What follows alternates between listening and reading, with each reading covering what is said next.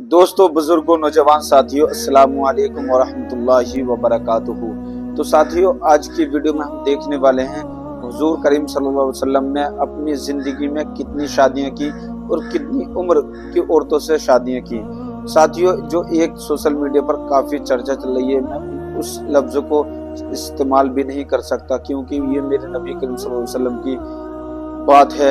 साथियों, जो इन कुत्ते कमीनों ने, रजीलों ने जो मेरे नबी पर तोहमत लगाई है कम उम्र की शादी करने पर, जो कम उम्र की लड़की से शादी की थी हजरत आयशा रज़ियल्लाहु तआला की, तो साथियों इसको देखकर बड़ा अफसोस होता है। तो इसी वजह से मैं आपको एक वीडियो दिखाने वाला हूँ।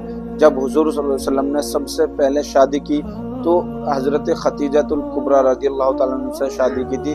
तो उनकी उम्र कितनी थी और क्या उनकी पहले से ऑलरेडी शादी हो रखी थी या वो कुंवारी थी।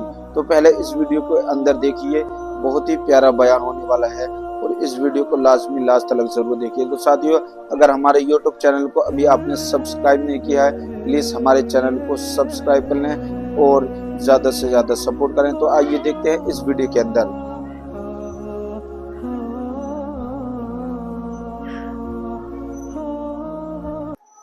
वो बताएं हुजूर की कितनी साल उम्र थी। अल्लाह सलामत रखे जवानों, कभी तो मौलवियों के पास चले जाया करो, कभी तो पढ़े लिखों से दुआ सलाम कर लिया करो। हुजूर ने पहला निकाह किया था तो 25 साल उम्र मेरे हुजूर की थी।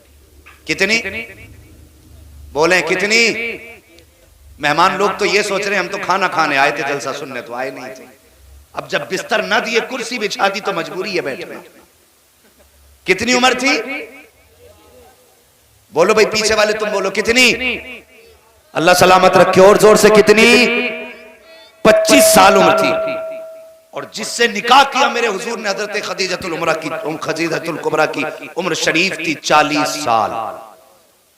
आज सोशल मीडिया पे आग लगी है ना कि बताओ ये इतनी पारसा कहते अपने नबी को, उन्होंने कितनी कम उम्र की बच्ची से निकाह किया। और कुत्तो, कभी देखो मेरे हुजूर ने पहला निकाह 40 साल की बेवा से किया था। 40 साल की बेवा से। जो तुम कहते हो अगर तुम्हारा ख्याल दुरुस्त होता तो 25 साल में मेरे हुजूर 11 साल की लड़की से निकाह करते। और अगली बात बताऊं, 40 साल की बेवा से निकाह किया और 25 साल साथ गुजारे, दूसरा निकाह नहीं किया। 25 साल तक दूसरा निकाह नहीं किया। जितने दिन तक खदीजतुल कुबरा जिंदा रही, मेरे हुजूर ने दूसरा निकाह, बोले दूसरा निकाह नहीं किया। और निकाह की भी हालत देखिए, अल्लाह अकबर। उस वक्त मेरे हुजूर की जवानी का तो माइक बहुत अच्छा, वो भी टू टू पू पू हो रही है। दुरूद शरीफ पढ़िए सल्लल्लाहु अलैहि वसल्लम, सलातुम व सलामुन अलैका या रसूलल्लाह सल्लल्लाहु अलैहि वसल्लम। मेरे हुजूर की उम्र शरीफ कितनी थी? सारे बोले फिर से, याद है ना सबक? कितनी? अल्लाह सलामत रखे बेटे, कितनी थी? हाँ, अल्लाह तेरे माँ बाप को सलामत रखे, तेरी नस्लों में बरकतें करे। हाँ, 25 साल उम्र शरीफ थी। तो उस वक्त में हजरत खदीजतुल कुबरा, जिनको मलिकाए अरब कहा जाता था, इतनी अमीर थी, इतनी अमीर थी कि उनको मलिकाए अरब कहा जाता था। कई बार की बेवा थी। आखिरकार जो भी निकाह करने का ख्वाहिश करता था वो आपकी दौलत की वजह से करता था। उन्होंने अहद कर लिया मुझे निकाह करना ही नहीं। इधर मेरे हुजूर की उम्र शरीफ 25 साल हुई। अमीर इतनी थी कि बेशुमार अमीर, सबसे बड़ी ताजिरा थी मक्का की। तो आपका जो सामान लोग लेके जाते थे उसमें चोरी कर लेते थे। तिजारत इतना बड़ा अमल है, फरमाया गया जब तक ये उम्मत तिजारत करेगी कभी दब नहीं सकती है। और जब से हमने तिजारत छोड़ी है तब से हम जलील हो रहे हैं। नौकरियों के चक्कर में पड़ गए ना, नौकरियों के, इन नौकरियों ने कुत्ता बना दिया आदमी। बिजनेस करो, अल्लाह तुम्हारे घर में बरकत अता फरमाए। और रह गई बिजनेस की भी बात, अल्लाह माफ करे, तिजारत कर रहे हैं तो कसम खा के कहता है ये भैंस पूरी में 61,000 की लाया हूं, हजरत तुम्हारे लिए समझ लो 60 की, 1,000 का घाटा मैं नहीं ले लिया। ये झूठ और कसमें खा खा के, और भाई तेरा माल है, तेरी मर्जी, 61 की ला के 1 लाख की बेच, तेरी मर्जी, लेकिन झूठ बोल के हराम ना कर। झूठ बोल के हराम ना कर। अल्लाह ने तिजारत में बरकत रखी है। 5 किला के 55 की बेच तेरी मर्जी, तो हमने तिजारतें अपनी हराम कर डाली झूठ बोल बोल करके। हजरत खदीजतुल कुबरा अपना सामान भेजती थी, जब लोग लेके जाते ना तो उसमें घाटा दिखाते थे और चुरा लिया करते थे। एक दिन अपनी सहेली से कहने लगी कि कोई ऐसा बंदा मिल जाता जो ऐसा ईमानदार होता जो मेरे सामान को हिफाजत से पहुंचा देता। तो उस सहेली ने कहा खदीजा एक मशवरा दूं? कहा कौन सा? कहा मक्के में एक नाम है लफ्ज़े मोहम्मद, बोलो सल्लल्लाहु अलैहि वसल्लम, का यतीम है लेकिन उनकी दयानत के चर्चे हैं। अपने तो अपने गैर भी अमीन कहते हैं, क्यों ना हो तो उनको अपना माल तिजारत दे दे और उनको अपने तिजारत का माल दे करके उनसे अपना तिजारत का काम करा। तो कहा यह काम होगा कैसे? कहा मैं उनके चचा को बुलाती, उनके चचा अगर चाहेंगे तो वो ये काम कर देंगे। तो चचा आए अबू तालिब। हजरत खदीजतुल कुबरा ने अबू तालिब से बात कही कि मैं चाहती हूं कि तुम्हारे भतीजे मेरे माल को मुल्क शाम लेकर के जाए और मेरे माल की तिजारत वो करें। तो चचा का जवाब जानते हो? चचा कहने लगे मेरा भतीजा बड़ा खुददार है, लालच में कोई काम नहीं करेगा। का फिर का एक तरीका है, जब मैं कहूंगा कि एक बेवा है जिसका कोई वारिस नहीं, उसके माल की हिफाजत करनी है, अलबत्ता तरस खा के वो तुम्हारे माल की हिफाजत जरूर कर डालेगा। क्या कहा कि लालची नहीं, और लालच का नाम सुनोगे तो होगा ही नहीं। कब मैं बताऊंगा कि बेवा है, उसका कोई आसरा नहीं, लोग माल चुरा लेते हैं। कहा ठीक है जैसे तुम्हारी मर्जी। अबू तालिब आया आके हुजूर से बात की। मेरे हुजूर ने फरमाया मैं खुद बात करना चाहता हूं। अब हुजूर की शान सुनो और जवानों हुजूर से प्यार करो। गाने सुनना भूल जाओगे कसम से जिस दिन हुजूर को समझ गए। हाँ लीडे तो होंगी कानों में, लेकिन गाने नहीं होंगे, मुस्तफा की नात के तराने गूंजा करेंगे। अकेले लेटा करोगे, तकरीरें सुना करोगे। अल्लाह अकबर। हुजूर ने कहा चचा मैं खुद मिलना चाहता हूं। जनाब अबू तालिब ने खदीजा से कहा मेरा भतीजा कल मिलने आएगा। अल्लाह अकबर। लेकिन याद रखना वो पर्दे की हालत में मिलेगा, बेपर्दा सामने मत आ जाना। उस वक्त खदीजतुल कुबरा के अपने तकवे का आलम यह था, जिस दौर में लोग नंगे होकर काबे में तवाफ करते थे, कपड़े उतार कर मर्द औरत तवाफ किया करते थे, उस दौर में खदीजतुल कुबरा की पारसाई का आलम ये था, किसी ने खदीजतुल कुबरा का चेहरा नहीं देखा था। ये खदीजतुल कुबरा की पारसाई थी, किसी ने नंगे सर खदीजतुल कुबरा को नहीं देखा था। ये उनके घर की पाकीज़गी थी। कब मेरा भतीजा आएगा? अल्लाह अकबर। खदीजतुल कुबरा कहती हैं कि मैंने कहा ठीक है भेज दीजिए। हुजूर तशरीफ लाए, मेरे दरवाजे पे पर्दा पड़ा हुआ था। जैसी पर्दे के पीछे हुजूर आए हैं, वो कहती मेरा रुख दीवार की तरफ था, और कहती कि जैसी दरवाजे पे हुजूर आए हैं मैंने क्या देखा? हुजूर के चेहरे की रोशनी पर्दा पार करके मेरे मकान के दीवार पे पड़ने लग जाती है। मैं सोचने लगी या अल्लाह सूरज भी इस तरफ से निकल रहा है, रोशनी इधर से आ रही है, फिर ये रोशनी किस चीज की है? ये चांदनी किधर से फूटी है? कहती मैंने मुड़ के देखा तो क्या देखती हूँ? कोई नूर वाला चेहरा था जो पर्दे के उस पार था। रोशनी मेरे घर को मुनव्वर करती जा रही है। ये मेरे हुजूर का हुस्न था। फरमाती पर्दे के अंदर से बात हुई। हुजूर ने कहा ठीक है मैं आपका माल ले जाने के लिए तैयार हूं। वक्त हो गया, सारी चीजें मुकर्रर हो गई। थके तो नहीं हो भाई? अभी कम से कम सर ही हिला दो। आप पढ़े लिखे नहीं है तो थके तो नहीं है? अल्लाह सलामत रखे। जिन्होंने हाथ उठाए वो समझ गए अब सवाल इल्म का आ गया, अब काबिलियत को चैलेंज है। खैर कोई बात नहीं, जब बात बोलने कही जाए करे तो बोल दिया करे। थके तो नहीं अभी? अल्लाह सलामत रखे। सुन बेटे, तुम्हारी नस्लें आबाद हों और जवानियां आए और सेहरे पहनो, बाप की आंखें भी ठंडी हो, माँ की आंखें भी ठंडी हो। ये छोटी नेमत नहीं, बहुत बड़ी नेमत है। वरना हमने तो लोगों के शादी से 2 दिन पहले भी जनाजे उठते देखे। नसीब वाले हैं जिनके जनाजे माँ बाप की आंखों को ठंडा करते। मेरी दुआ है अल्लाह हर जवान को जवानी अता करे और उम्र इतनी दे के वो सेहरे भी पहने, माँ बाप की आंखें भी ठंडी हो। सुने, बात मुकर्रर हो गई तो हजरत खदीजतुल कुबरा ने अपने खादिम को बुलाया और बुला के कहने लगी मैसरा एक काम कर, इस बार मेरे माल को लेकर के मोहम्मद जाने वाले हैं, अब तक तो माल का मालिक बन के जाता था, इस बार माल का मालिक बन के नहीं जाएगा, तू मोहम्मद का नौकर बन के जाएगा। और फरमाया सुन, अब तक मेरी सवारी पे तू बैठ के जाता था, लेकिन आज मेरी सवारी उनके हवाले कर देना और तुझे नौकर वाली सवारी पे बैठ के जाना है। तो फिर वो कहने लगे मुझे काम क्या है?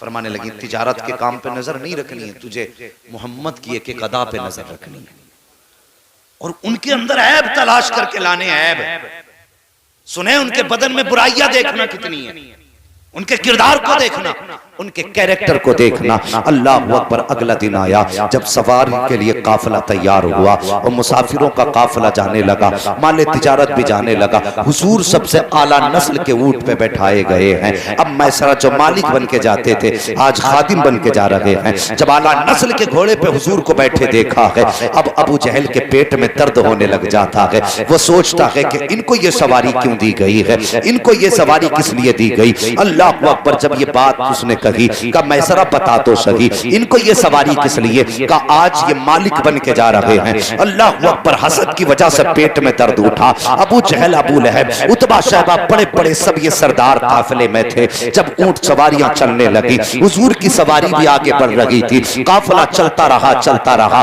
चलते चलते काफिले में एक ऊंट बड़ा कमजोर था, जमीन पे बैठ जाता है। माल का लदा ऊंट था, सारे लोगों ने उठाने की कोशिश की लेकिन ऊंट नहीं उठा। अबू जहल कहता लाइए हम उठाएंगे, एक जमाने से ऊंट पालते आए हैं, खानदान से हम ऊंट पालने वाले लोग हैं, हमारे तो बड़े बड़े अच्छे नस्ल के ऊंट रहे हैं, मैं उठाऊंगा। वो भी आया, ऊंट नहीं उठा। अब गुलामे मैसरा कहता है कि अगर इजाजत हो तो मैं उसे बुला लाऊं जिसके इशारे से ऊंट उठ जाएगा। का किसकी बात करता है? का बस इजाजत तो दो। वो दौड़ करके गया, मेरे हुजूर से जाके कहने लगा जनाब चलिए तो सही। एक ऊंट बैठ गया है, उठने का नाम नहीं लेता है। जब मेरे हुजूर चल करके आए हैं, अबू जहल ने कहा लगाया कि ये जवान क्या उठाएगा, इसका तजर्बा ही क्या है, ये क्या जानवरों के बारे में जाने। लेकिन उसे पता नहीं था आज कौन उठाने के लिए आ गया है। अल्लाह अकबर। मेरे मुस्तफा आए हैं, सबकी आंखें देख रही थी। मेरे नबी ने आने के बाद आवाज नहीं दी थी, एड़ी नहीं मारी थी, लकड़ी से नहीं मारा था। मुस्तफा ने आने के बाद ऊंट के सर पे हाथ रखा था, इधर हाथ का लगना था, ऊंट उठ के खड़ा हो जाता है। और जब रफ्तार उसने ली है, इतनी तेजी से चल रहा था कि सारी सवारियां पीछे थी, बीमार ऊंट आगे जा रहा था। तभी तो बरेली से आवाज आती है जिनके तलवों का धोबन है, आबे हयात है वो जाने मसीहा हमारा नाम। नारे तकबीर, नारे रिसालत, उलमाए अहले सुन्नत, मसलके आला हजरत हजरत अल्लामा मुफ्ती हम्माद साहब किबला। नारे तकबीर, नारे रिसालत। अल्लाह अकबर। ये मेरे हुजूर की शान है, ये मेरे हुजूर की अजमत है। अगर हुजूर हाथ लगा दें तो बीमारों में शिफा मिल जाती है। अगर हुजूर हाथ लगा दें, खुदा की कसम कमजोर ताकतवर हो जाते। वो बता, नबी का हाथ लग जाए तो जानवर ताकतवर हो जाता है, नबी की दुआ लग जाए तो उम्मती ताकतवर नहीं हो सकता। मगर सच ये है अंदर से खोखले हैं, अंदर से। नौजवानों, ये तुम्हारी उम्र है मोबाइल चलाने की नहीं, पढ़ने की उम्र है। मेरी बात याद रखना, अगर आज मोबाइल चलाओगे तो कल कटोरे हाथ में लेके भीख मांगोगे। ये मैं जिम्मेदारी के साथ कह के जा रहा हूं, क्योंकि आने वाला दौर वो भी नहीं है तुम मजदूरियां कर लो। अब तो गन्ना लगाने की मशीन, आलू लगाने की मशीन, धान लगाने की मशीन, गेहूं लगाने की मशीन। कल रोटी के लिए तरस जाओगे, रोटी के लिए। अगर नहीं पड़े तो कोई तुम्हें मजदूरी के लिए भी नहीं रखेगा। आज अपनी जिंदगी के साथ कम से कम इंसाफ कर लो। और ये मौके जिंदगी सबको नहीं देती। मैंने ऐसे लोगों को रोते देखा है जिनके हालात पढ़ाई के ना थे लेकिन शौक था पढ़ने का। और ऐसे माँ बाप को भी रोते देखा है जिनको माँ बाप पढ़ाना चाहते थे, औलाद ने पढ़ के नहीं दिया।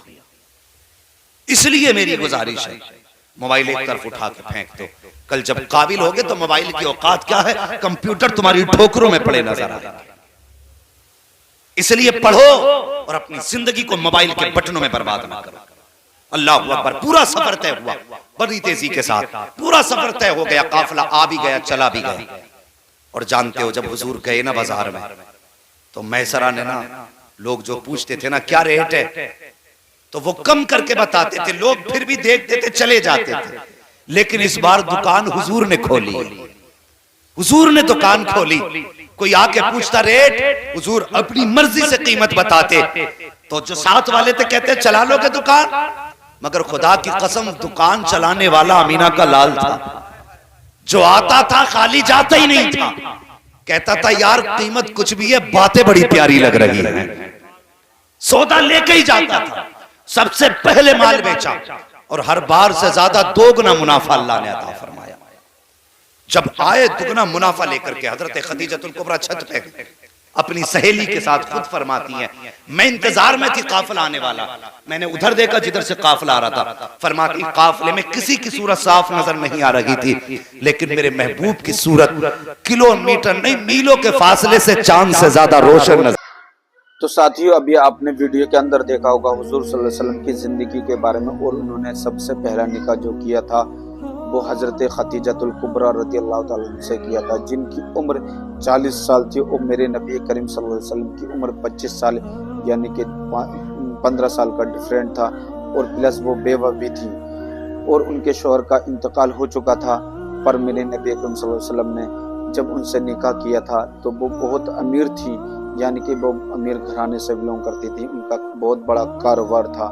पर उन्होंने जब उनके शौहर का इंतकाल हुआ था ना, तो हजरत खदीजतुल कुबरा ने दूसरा निकाह करने की कोशिश की, पर लोगों के बिहेवियर को देखकर, अखलाक को देखकर उन्होंने निकाह करने से इनकार कर दिया।